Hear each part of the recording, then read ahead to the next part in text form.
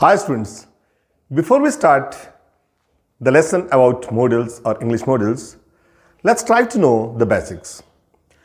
Students, the fundamental of English are known tenses, and tenses are directly associated with the verbs or auxiliary verbs. And verbs have only two forms, either in present or in past. For example, if we have go, that means go, went, gone. Present, past participles, and then the going present participles. So, many teachers and even many friends might have told you that the tenses are only in present and past. Then what about future? The future time generally is being reflected with the help of the modals.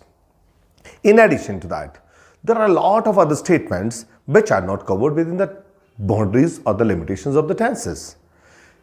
प्यारे विद्यार्थियों, इससे पहले कि हम models करें, हम इसको जानने की कोशिश करते हैं कि इसका बैकग्राउंड क्या है।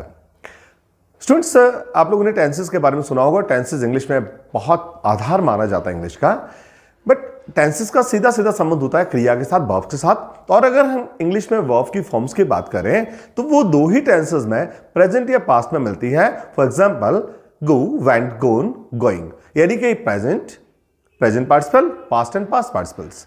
तो फ्यूचर टाइम का क्या होगा?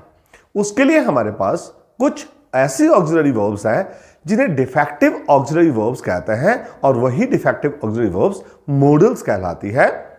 यानी कि ऐसे भी कुछ और बहुत सारे सेंटेंसेस हैं जिन्हें हम टेंसेस में लिमिटेड नहीं कर सकते। किसी के ऑर्डर्स हैं, थ्रेड्स हैं, कमांड्स हैं, तो ऐसे बहुत सारे और एक्सप्रेशंस के लिए भी हम मॉडल्स का इस्तेमाल करते हैं।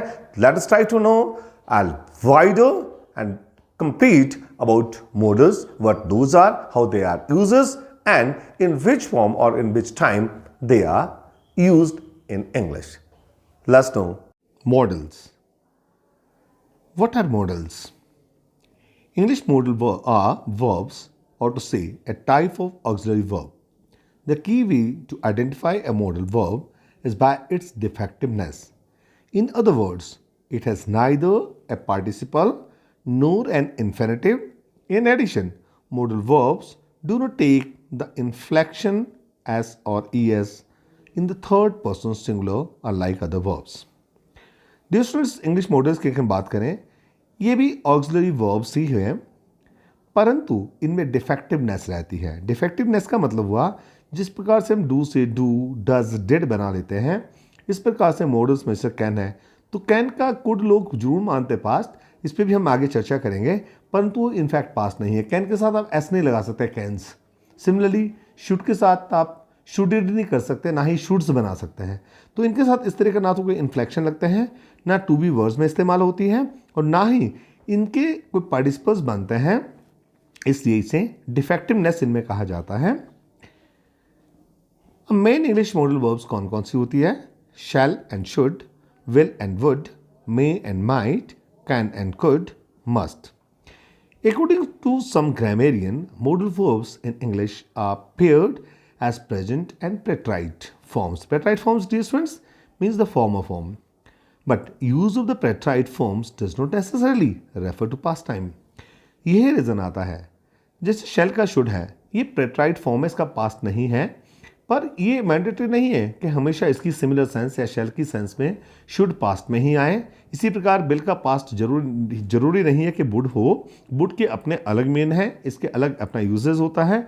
मे और माइट में दोनों एक ही समय में के लिए भी इस्तेमाल हो सकते हैं, एक ही जगह भी इस्तेमाल हो सकते हैं। तो ये मैंडेटरीली फॉर्मर या पास्ट टाइम नहीं होता। इसी प्रकार से कैन और कुड, मस्ट। तो यहाँ पे ये चीज़ देखने वाली या सोचने वाली है कि शैल को पास्ट ना समझा जाए शुड का, तभी हम इन्हें डिफेक्टिवनेस कहते हैं मॉडल्स को। नोट, आपने क्या करना है? Note, the following have also been categorised by some as modal verbs ought to, dare, need. इन्हें भी कुछ लोग मॉडल्स कहते हैं, परंतु डेयर एंड, यहाँ पे इस बात पे फिर फोकस करें dear students, the dare and need are much more commonly used as non modal verbs taking s in the third person singular and having an infinitive and past and present participles. Dare और need की अगर बात करें तो dared, dares, needed, needs, इसकी forms आ जाती हैं, ये रेगुलरनेस नहीं होती, इसीलिए इसको प्योरली मॉडल्स में नहीं कैटेगराइज किया जाता। Word and phrases similar to modals but not modal. Used to, do, be going to, have to. काम ये वर्ड्स भी मॉडल की तरह से ही करते हैं परंतु ये मॉडल्स नहीं होते, तो इस प्रकार का कंफ्यूजन आपके दिमाग में नहीं रहना चाहिए. Use of modal verbs. अब modal verbs are used to express functions such as. कौन कौन से फंक्शंस हैं? Permissions, ability, obligation, prohibition, lack of necessity, advice, possibility, probability. ये ऐसे सिचुएशंस हैं जहां हमारे रूटीन के टेंसेस काम नहीं करते, हम मॉडल्स का इस्तेमाल करते हैं और मॉडल्स के इस्तेमाल में से हम इन सारी जो एक्टिविटीज़ या इस तरह की जो डिफरेंट कैटेगरीज है सेंटेंसेस की, उन्हें हम मॉडल से एक्सप्रेस करते हैं. Next student, syntax. अब कहाँ इस्तेमाल कैसे किया जाए इसका? If a verb is preceded by multiple auxiliary verbs including a modal as in it could have been eaten, the modal will always appear before the other auxiliary verbs. A verb or auxiliary verb following a modal always appears in its basic form. For example, could have gone instead of could had gone, or and he could walk rather than he could walks. Syntax में थोड़ा सा ध्यान हमें रखना होगा कि अगर 2-3 auxiliary verbs इकट्ठी आई है तो मॉडल हमारी सबसे पहले आएगा, बाकी ऑक्सिलरी वर्ब्स बाद में. जैसे कुड हैव आया था तो कुड पहले आया है, हैव इसके बाद में. दूसरी चीज़ इस बात में हमें ध्यान रखना होगा कि इसे बेसिक फॉर्म में, प्योर फॉर्म में ही मॉडल्स का इस्तेमाल किया जा सकता है. कुड हैव यानी कुड हैड नहीं इस्तेमाल करते हैं, और इसी प्रकार से ही कुड वॉक, कुड वॉक्स का इस्तेमाल नहीं होता. तो मॉडल्स के साथ इस बात पे भी ध्यान रखना होगा कि ये हमेशा बेसिक फॉर्म में ही आती हैं. Next, replacement for defective forms. अब डिफेक्टिव फॉर्म्स को कैसे रिप्लेस करें? All English modal auxiliaries are defective. जैसे हमने पहले बात की, in that can not be conjugated throughout the full range of forms that are normal for a verb. For example, none of the modal auxiliaries have infinitive, hence it is impossible to say I want to can speak English. In these circumstances, alternative expressions are used to replace the modal I want to be able to speak English. Students, हमें replacement कैसे करनी है? जैसे हम हम infinitive की बात करें, टू बी वर्ब्स का इस्तेमाल नहीं करते. आई वॉन्ट टू कैन नहीं लिख सकते हैं, I want to be able to. तो कैन की जगह हम रिप्लेस कौन सा शब्द करेंगे? Be able to. उसी प्रकार से मस्ट की जगह have to, I have to. I must do this work, I have to do. Will और शैल की जगह फ्यूचरिस्टिक में be going to, I am going to. और शुड और टू की जगह बी सपोज टू. तो हम इन पे अगर हमें इस डिफेक्टिवनेस को दूर करना है तो इन वर्ड्स का इस्तेमाल करना होगा.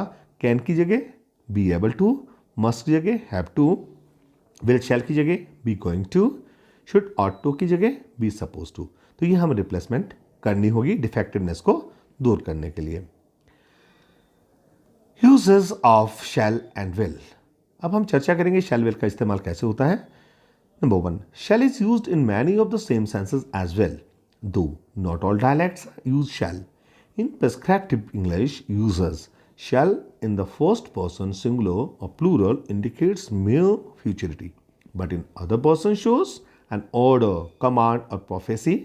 Raman, you shall go to the hall. Likewise, will generally indicates futurity in the second and the third person, but willingness and determination in the first person. हमें ध्यान रखना है शेल और विल का इस्तेमाल. वैसे तो जनरली अब नया ट्रेंड जो आ रहा है वो दोनों विल के इस्तेमाल सभी के साथ हो रहा है, परंतु जो प्रेस्क्रिप्टिव ग्रामर है वो कहती है कि आई और वी के साथ आमतौर से शेल का इस्तेमाल होता है और बाकी सारे पर्सन्स के साथ विल का. परंतु जब हम किसी को थ्रेट करते हैं, कमांड देते हैं, आदेश देते हैं, सुझाव देते हैं, तो वहाँ पर हम विल का इस्तेमाल करेंगे आई और वी के साथ भी. ठीक उसी प्रकार अगर कहीं पे हमें विलिंगनेस या determination third person singular number, third person को छोड़ करके बाकी सबके साथ हमें करनी है, तो वहाँ पे भी हम थर्ड पर्सन सिंगुलर नंबर या प्लूरल के साथ भी शेल का इस्तेमाल, यानी जहाँ हमने विल इस्तेमाल किया वहाँ हम शेल का भी इस्तेमाल कर सकते हैं अगर वो विलिंगनेस या डिटर्मिनेशन शो करता है. और आई और वी के साथ भी विल का इस्तेमाल होता है अगर वहाँ पे कोई कमांड हो रही है, आदेश हो रहा है, ऑर्डर्स हैं, प्रोफेसी है, इस बात पे थोड़ा सा ध्यान रखें। आमतौर से आई और वी के साथ शैल और बाकी सारे पर्सन के साथ विल का इस्तेमाल होता है, परंतु यहाँ पर आदेश में हम उल्टा कर देते हैं, आई और वी के साथ विल का इस्तेमाल करते हैं। ठीक उसी प्रकार से अगर विलिंगनेस और डिटर्मिनेशन है तो आप यू के साथ भी शैल का इस्तेमाल कर सकते हैं। दूसरा है the time reference of a shall और will statement can be shifted from the future to a time prior to the specified time in the future by using shall will plus have plus past participle of main verb as in tomorrow at 5 PM I will have already arrived, will have already arrived. तो अगर आपने futuristic will have arrived, आप future perfect tense की generally जैसे हम बात करते हैं will have done, will have gone, तो इन तरीके सेंसेस में हम प्लस हैव और पास्ट टेंस का इस्तेमाल करते हैं फ्यूचर एक्टिविटीज में।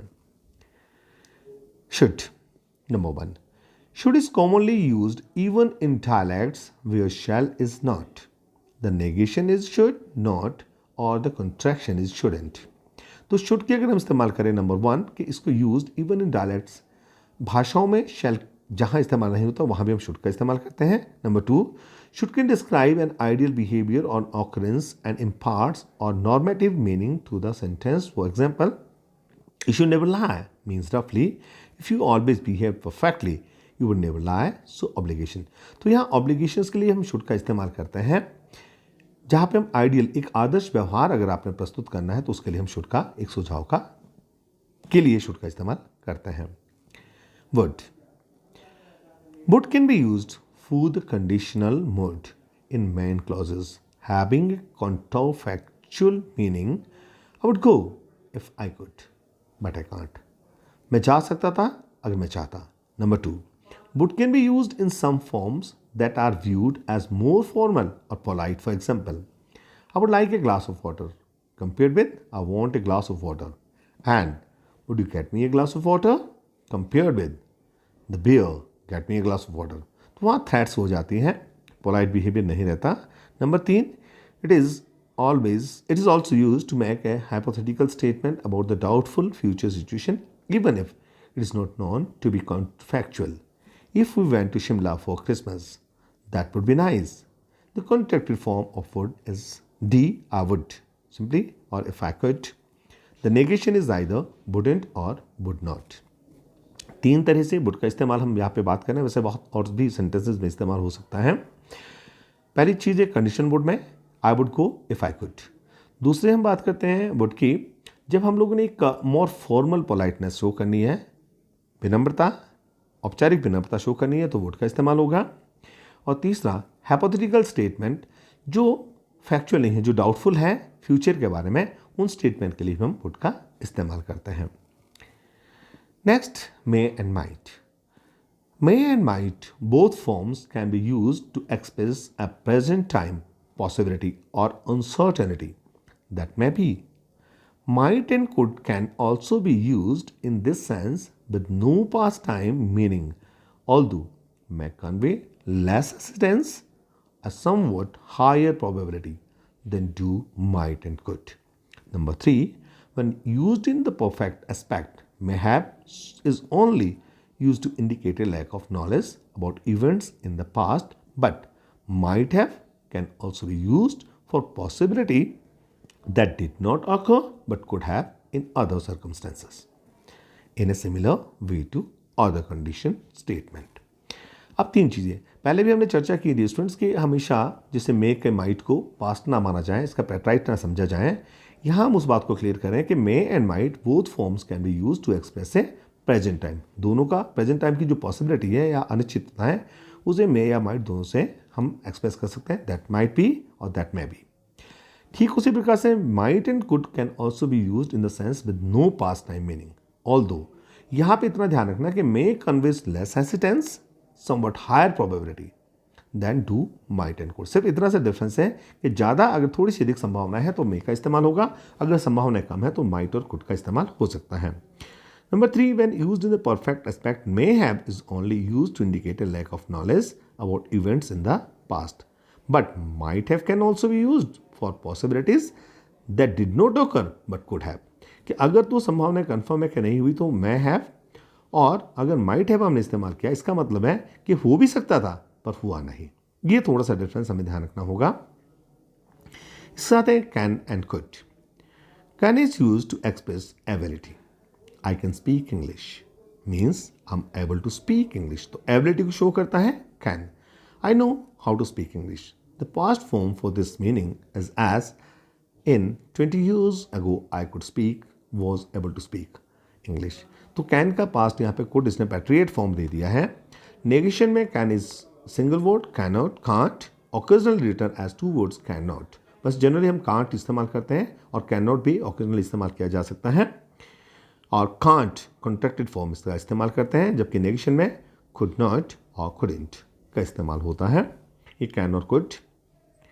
Must and have to are used to express that something is obligatory। He must live, जो obligatory है, he has to leave।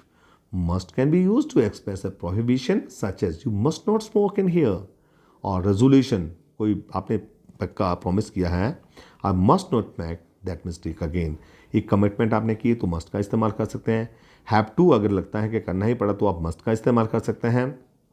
और या प्रोहिबिशंस के रिस्ट्रिक्शंस आपने लगानी तो मस्ट का इस्तेमाल कर सकते हैं। मस्ट इज नो कॉरेस्पॉन्डिंग प्रेटराइट, इसका कोई पास्ट फॉर्म नहीं है। The negative form when the meaning is obligation is must not. तो मस्टंट और मस्ट नॉट का इस्तेमाल होता है, जबकि मस्ट की कोई पैट्रिएट फॉर्म, जैसे मे का माइट, कैन का कुड, शेल का शुड है, इस प्रकार से मस्ट का कोई पैट्रिएट फॉर्म नहीं है। ought to and had better। ought to and had better are used to express an ideal behavior or occurrence or suggested obligation in a similar way to should। Similar way की तरह से कोई सुझाव दिया हुआ obligation, you ought to respect your parents, generally इस तरह के सेंटेंसेज आते हैं। The negation are respectably ought not to। The negative forms negate the main verb, you ought not to do that। तो कंप्लीट फॉर्म को negate करता है। In addition ought to like should can be use to express relatively high probability. अब ought to में हम थोड़ी सी should की अपेक्षा ज़्यादा प्रोबेबिलिटी, ज़्यादा संभावना है, तो हम लिखते हैं it ought to rain today। यहाँ पे अगर संभावना ज़्यादा है तो हम ought to का इस्तेमाल करते हैं कि ज़्यादा पॉसिबिलिटी कि बारिश आज हो सकती है। The time reference of an ought to statement can be shifted from the present or future to the past by using ought to plus have. या हम हैव का इस्तेमाल करेंगे जैसे हमने शेल के साथ किया, पास्ट की पॉसिबिलिटी के लिए plus past participle main verb I ought to have done that yesterday। तो जिस प्रकार से हमने फ्यूचर परफेक्ट टेंस में इस्तेमाल किया था आई विल हैव टू या आई will have done that thing, तो उसी प्रकार से यहाँ पे हम आई will have done, I shall have done, उसी प्रकार से यहाँ ought to have done का इस्तेमाल हम करते हैं। Dare and need. Dare and need are not commonly used as auxiliaries nowadays. एक तो इसका इस्तेमाल नहीं होता, दूसरी बात इन्हें हम मॉडल्स कम लेते हैं, but formally they both for. Neither is used in affirmative declarative sentences, neither का इस्तेमाल हम अफर्मेटिव सेंटेंसेज में करते हैं। Need of course expresses necessity in a negative context, he dare not to do it. It's equivalent to he does not dare to do it, while he need not do it is equivalent to he does not need to do it। तो declarative sentences में हम dare और need की जगह do का और do not का इस्तेमाल करके हम इसे कर सकते हैं। दोनों केसेस में इट्स द मॉडल और entire verb phrase rather than the main verb that is being negated। क्योंकि यहाँ पे पूरी वर्ब फ्रेज नेगेटिव हो रही है, अकेला सिंगल वर्ब या डेयर या नीड नेगेटिव नहीं हो रहा है, कंप्लीट फ्रेज नेगेटिव होती है। तो डेयर एंड नीड के बारे में इसका एक तो इस्तेमाल थोड़ा सा कम रहता है, आज के टाइम में बहुत कम इस्तेमाल किया जाता है, क्योंकि हम इसकी जगह डू और डू नॉट का इस्तेमाल जनरली करने लग गए या डज का इस्तेमाल करने लग गए हैं। Students, examples of usage of modal verbs, इस पर प्लीज़ थोड़ा सा ध्यान दें, ये यहाँ पे कंक्लूजन भी इस पूरे चैप्टर का। जिस प्रकार से मॉडल वर्ब हमारी है मस्ट, तो ये क्या एक्सप्रेस करती है? स्ट्रॉन्ग ऑब्लिगेशन एक्सप्रेस करती है, लॉजिकल कंक्लूजन है, सर्टेनिटी। और एग्जाम्पल में क्या हमने स्ट्रॉन्ग ऑब्लिगेशन में क्या किया? You must of when the traffic lights turn red, तो स्ट्रॉन्ग ऑब्लिगेशन है, आपको करना ही पड़ता है। और लॉजिकल कंक्लूजन क्या है? He must be very tired, he has been working all the day long. अब मस्ट नॉट में क्या है? प्रोहिबिशन, इसको एक्सप्रेस करता है, you must not smoke in the hospital. Can क्या क्या करता है? कैन एक एबिलिटी शो करता है, परमिशन शो करता है, पॉसिबिलिटी शो करता है। एबिलिटी का एग्जाम्पल है I can swim, I can do. Permission, can I use your phone please. Possibility, smoking can cause cancer. ये कैन का इस्तेमाल है could. Could be ability in the past tense. इन can का past could. Polite permission. Possibility. When I was younger, I could run fast. Excuse me, could I just say something? And possibility, it could rain tomorrow. तो strong possibility अगर है तो वहाँ ought to का इस्तेमाल होगा और less possibility में could का. मैं सीधा पहली बात तो परमिशंस के लिए मैं come in, मैं use your phone, मैं use your mobile phone please. Possibility and prohibition, probability के बारे में it may rain tomorrow, it might rain tomorrow, it may rain tomorrow. ये भी प्रोबेबिलिटी. तो प्रोबेबिलिटी के हम मैन का इस्तेमाल कर सकते हैं, कुड का इस्तेमाल कर सकते हैं, माइट का इस्तेमाल करते हैं. Need not, lack of necessary or absence of obligation. I need not buy tomatoes.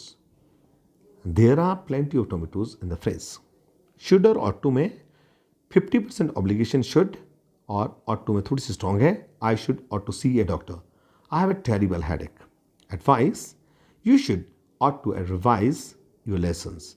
And had better, logical conclusion or advice. He should ought to be very tired. He has been walking all day long.